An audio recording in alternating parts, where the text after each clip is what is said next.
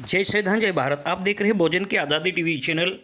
मान्यवर कांशीराम साहब के स्मृति दिवस के अवसर पर पूरे भारत देश में बहुजन समाज को के जो समुदाय के लोगों ने और मान्यवर कांशीराम साहब को चाहने वालों ने स्मृति दिवस के अवसर पर उनको याद किया और कांशीराम जी के आंदोलन को आगे बढ़ाने का जो संकल्प किया। इसी तरह पूरे देश में जो कार्यक्रम लगे हैं उसके कुछ वीडियो और गुजरात से खास करके हम यह वीडियो आपके सामने पेश कर रहे हैं।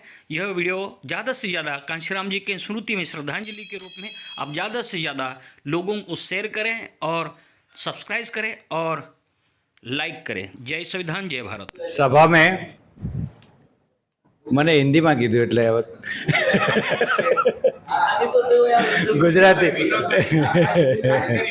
एक स्पेशल भलामण थी कि आप हिंदी में बोलिए, मुझे रिकॉर्डिंग करना है। कोई बात नहीं, यहाँ हमारे प्रमुख साहब भी बहुत विद्वान है। प्रमुख साहब के बारे में भी 10 मिनट बोला जा सकता है, ऐसे विद्वान लोग हैं।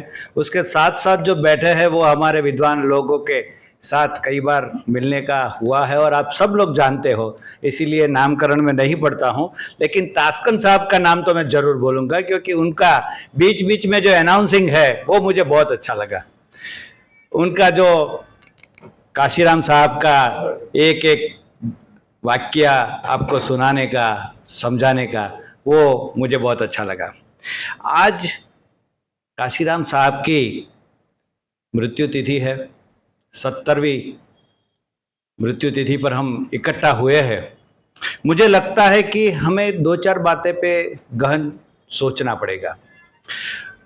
हम देख रहे हैं कि अभी अभी देश में बहुत सारे संगठन बन रहे हैं और वो जो संगठन बन रहे हैं उसका मुखिया जो होता है ना, वो नेशनल मुखिया होता है और उसके आगे पीछे उसके घर वाले भी नहीं होते।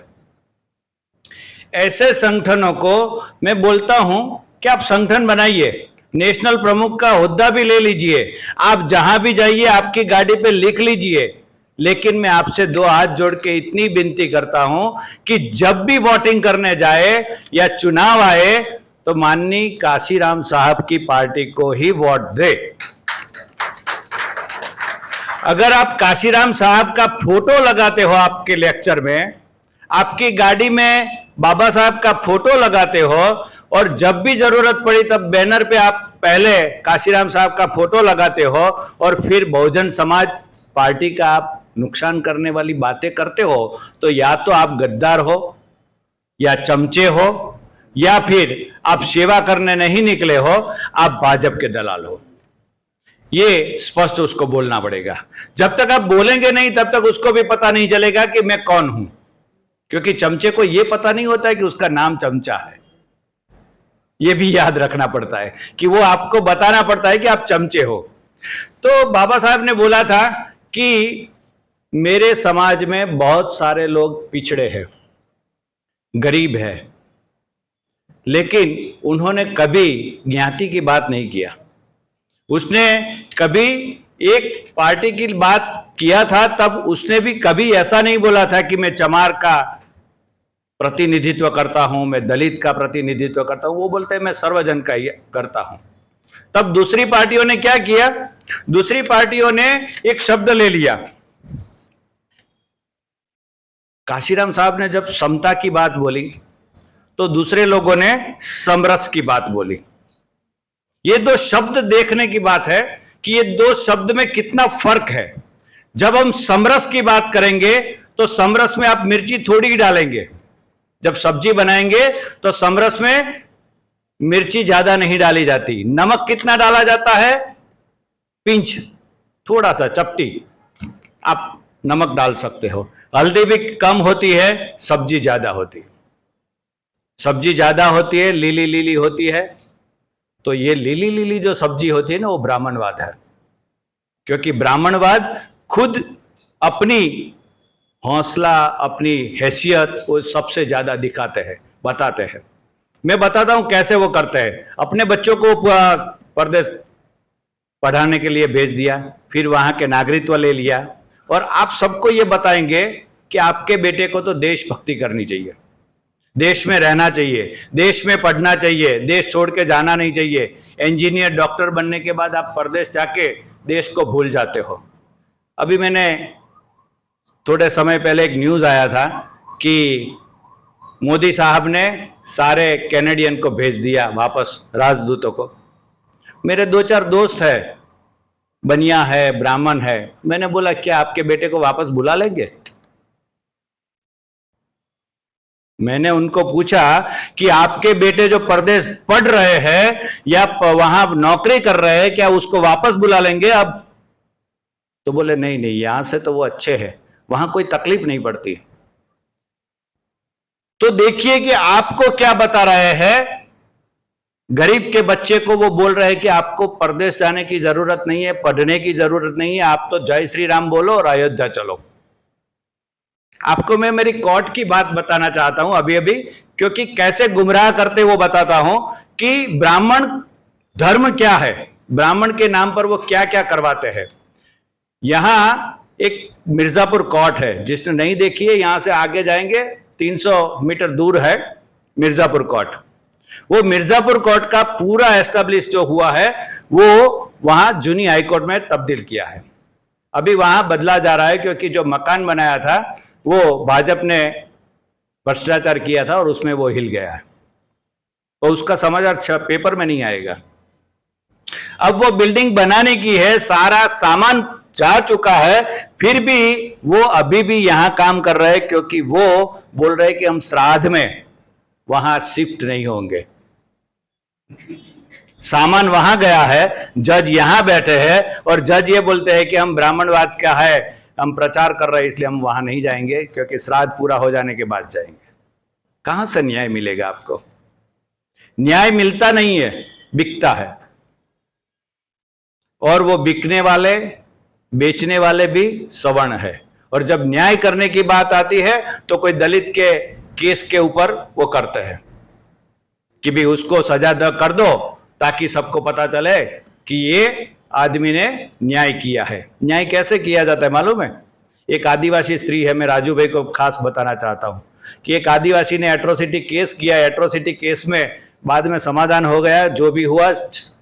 बाद में वो लड़की कोर्ट में नहीं बोली, तो उसके आधार पे कोर्ट ने रिवर्स लिया और बोला कि आपने गलत केस किया है, आपके ऊपर केस किया जाएगा। और केस किया जाएगा इतना काफी नहीं था, उसके जो एट्रोसिटी के जो पैसे दिए थे वो भी सरकार उससे वापस ले ले, ऐसा हुक्म किया। मैं आपको बताना चाहता हूं कि कोर्ट में ऐसा होता है कि कोई भी दाद मांगते हो ना, तो उसके दाद के सिवा और कुछ दाद नहीं दी जाती। जितना है वो दिया जाता है या नहीं दिया जाता, बस इतना ही होता है। कोई आदमी झूठ बोलता है तो भी ब्राह्मण होता है तो उसको छोड़ दिया जाता है, लेकिन अगर समाधान करने के बाद, समाधान का रिकॉर्ड पर आने के बाद भी अगर कोई दलित है तो उसके विरुद्ध में ऑर्डर भी होता है। तो ये हमें समझना चाहिए कि ब्राह्मणवाद क्या है। ब्राह्मणवाद की मैं बात कर रहा हूं तो अभी अभी बहुत सारे लोग अपनी अपनी जाति का एसोसिएशन बना रहे हैं। मैं मायावंशी हूं, मैं चमार हूं, रोहिदासिया हूं, वो सब मैं नाम से बोल रहा हूं। लेकिन उनको पूछिए कि ये सारे जो आप अध्यक्ष बन रहे हो, कभी आपने ये सोचा कि आपके पास वाला जो पड़ोसी है उसको आपके एसोसिएशन में आने की मंजूरी नहीं है? क्यों नहीं है? कैसे भाईचारा बढ़ेगा? जब आपका पड़ोसी है वो मायावंशी है और आप रोहिदास की बात कर रहे हो, तो रोहिदास के समाज में जब फंक्शन होगा तो वो पास वाला नहीं आ सकता। तो उसके लिए बाबा साहब ने एक लिखा था कि समता भी चाहिए, बंधुता भी चाहिए और स्वतंत्रता भी चाहिए। और उसके लिए जो एक एसोसिएशन बना है वो हमारा है नेशनल ब्रदरहुड प्रोग्राम, जो नेशनल वाइज बनाया जाता है, ताकि आप सबको ये बताया जाए कि आप सब अपने एक दूसरे के भाई हैं और ये बंधुता हमें सीखनी है। कभी कभी हम सारा प्रियम्बल लेकर, प्रस्तावना लेकर जाएंगे तो हम एकता नहीं बना सकते, क्योंकि सबको प्रियम्बल पूरा पढ़ना भी नहीं आता। लेकिन आप उसके एक एक अक्षर को लेके भी आप काम करेंगे ना, तो आप काशीराम साहब तो नहीं बन जाएंगे, लेकिन उसके अनुयायी तो चौक्कस बनेंगे, सच्चे अनुयायी बनेंगे। इतना मैं आपको गारंटी देता हूं। तो समता आपको लाना है, समरस में नहीं जाना है। आपको समता लाना है, समरस में नहीं जाना है, और सबके लिए संभाव रखना है। समता, बंधुता और स्वतंत्रता ये हमारी खुद की एक पहचान है, और हमने बाबा साहब से ये सीखा है, और उसको लागू करने के लिए हमारे काशीराम साहब ने पूरी जिंदगी काम किया, और उसके तौर पे उन्होंने दिखा दिया कि अगर हम एक जिंदगी में काम कर सकते हो, अपनी जुनून से काम कर सकते हो, तो आप एक चीफ मिनिस्टर भी बना सकते हो। और उन्होंने अपने जीते जी ये बता दिया। साहब की एक बात मैं बताना चाहता हूं, बार बार पूछी जाती है कि भी आप मुखिया जो है वो सवर्ण क्यों नहीं बनाते। मैं उसका एक बात बताना चाहता हूं कि जब भी किसी को सवर्ण को आप मुखिया बनाएंगे तो वो पहली बात यही करेंगे कि वो उसके नीचे वाले जो लोग हैं उसमें बंटवारा करेंगे, वो ज्ञातिवाद फैलाएगा, और धीरे धीरे धीरे ब्राह्मणवाद की जो प्रोसीजर है, ब्राह्मणवाद का जो काम है वो करता रहेगा। इसीलिए साहब ने उनको साथ में लिया है, पर कभी उसको नेतृत्व नहीं दिया।